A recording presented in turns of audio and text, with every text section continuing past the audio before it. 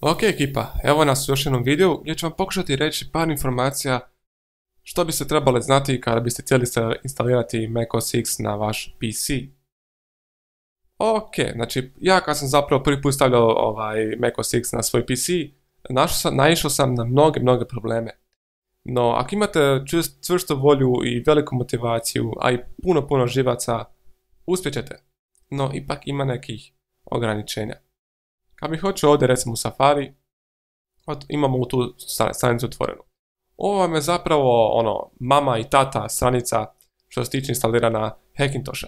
Znači preporučujem da je posjetite i da malo pročitate par topika, čisto ovako da se malo furate u taj džir. E sad, znači, ovo je zapravo taj topik koji sam našao kako instalirati macOS X na bilo koji Intel bazirani PC.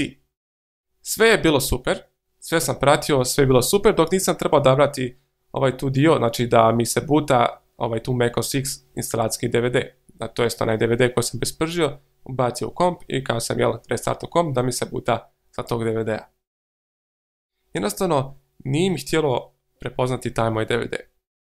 Jedno što je vjerojatno bio problem je to što nisam imao originalni instalacijski DVD, ali to ovdje piše, znači macOS X Retail DVD, znači da odete jednostavno u Apple i tamo skinete taj Snow Leopard. No, nažalost, ja nisam baš htio kupiti, što baš i nije legalno, ali mislim da nisam jedini. To jest, nemojte me cinkat. I onda sam morao naći nekakvu alternativnu soluciju.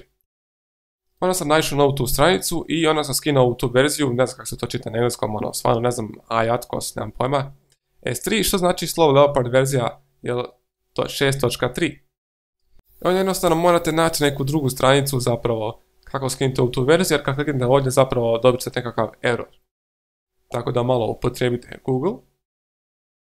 I kad ste to skinuli, jednostavno spržite na DVD i butate komp sa tog DVD-a. I onda zapravo instalacija nije baš toliko, mislim je poprilično jednostavna, ali prije nego što počnete s ovim tu načinom, preporučujem vam da pogledate ovdje zapravo, pročitate zapravo kako je ovdje bio tijek instalacije. Vrlo važno da pročitate također ovo tu što vam piše before you begin, znači da pročitate ove tu podatke što bi se trebalo napraviti prije nego što počnete instalaciju macOS X-a. Ono što vam još preporučam, također možete pogledati na YouTube-u instalacijske videe koje također mogu biti poprilično od koristi. I također su zapravo možda malo lakše objašnjeni pošto je to ipak video, a ne samo puki tekst i slike. Ono što je važno je zapravo prije svega je da imate kompatibilan hardware. I vidimo da već ovdje zapravo piše da trebate imati Core 2 Duo ili čak i Pentium 4. However, znači AMD procesori nisu pridržani. Tako da morate paziti na te stvari. I ako imate znači AMD procesor, vrlo vjerojatno neće raditi. Ovako sam čak negdje vidio neke topike gdje su uspjeli s AMD procesorima, ali uglavnom malo s onim novijim. Također je vrlo važno zapravo da imate recimo najbolja solucija da imate NVIDIA grafičku. Pošto radit će i sa ATI karticama, ali onda jednostavno morate tražiti po internetu, po tu forovima drivere koji su baš prilagođeni za Hackintosh verzije. Znači, preporučam također da pogledate malo forume, da nađete neke ljude koji su imali sličnu konfiguraciju kao što imate i vi i da vidite zapravo jesu uspjeli i ako jesu, na koje su probleme naišli. Tako da to je o tome da znači vrlo vjerojatno vam neće ni raditi sve kad instalirate recimo Slow Leopard, morat ćete naći neke drivere za vašu grafičku, za vaš zvučnu karticu ili nešto slično za, ne znam, Ethernet čip za internet, jel? I kada sam zapravo instalirao Slow Leopard, trebalo mi je volje živaca da sve to pogodim, da nađem drivere i takve stvari. I onda sam zapravo morao staviti Lion verziju. Ono što sam napravio, jednostavno sam pisao ovdje iATKOS L2. I L2 vam je zapravo verzija za Lion. I kada instalirate Snow Leopard, onda skinite ovu tu verziju i spržite na DVD i instalirate i onda imate funkcionalan Mac. To što tiče ljudi moji toga kako instalirati ovo tu sve.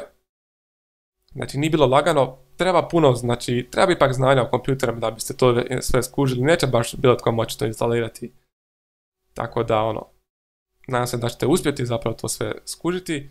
Ja se nadam, mislim zapravo da sam bio sve rekao što se tiče ovom videu, malo općenito.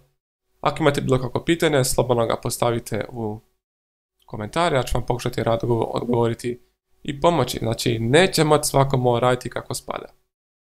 Tako da, eto, tako da to znate. Da li mi se svidjelo to što imam sam Mac OS X? Da.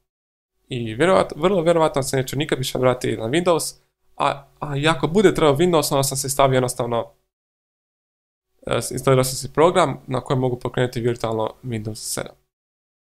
Onda također preporučujem da za kraj vam kažem, ja sam si kupio tikovnicu baš od Maca i moram reći da mi je stvarno super, ali treba će malo vremena dok se ne naviknete na taj raspored i sve to, ali jednom kad se naviknete bit će, mislim, super. To je to, ljudi moji, od ovoga tutoriala. Nadam se da sam vam uspio bar malo pomoći o tome kako instalirati sve ovo. Moja konfiguracija će vam biti napisana upravo sada i čisto zato da se možete malo referencirati koju ja konfiguraciju imam i da vidite kako sam uspio. To je to, ljudi moji, nadam se da ste uživali u ovom tutorialu i do sljedećeg tutoriala lijep pozdrav!